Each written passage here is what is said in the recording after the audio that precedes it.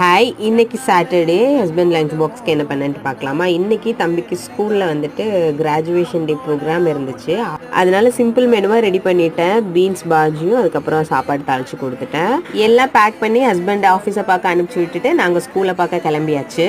9:15 பிள்ளைங்களை வந்து விட சொல்லியிருந்தாங்க. உட்காந்துருக்கோம் ஒரு மணி நேரமாக உட்காந்துருக்கோம். அதுக்கப்புறம் தான் சீஃப் கெஸ்ட் வந்தாங்க. பிள்ளைங்களை வந்து அசம்பிள் பண்ணாங்க.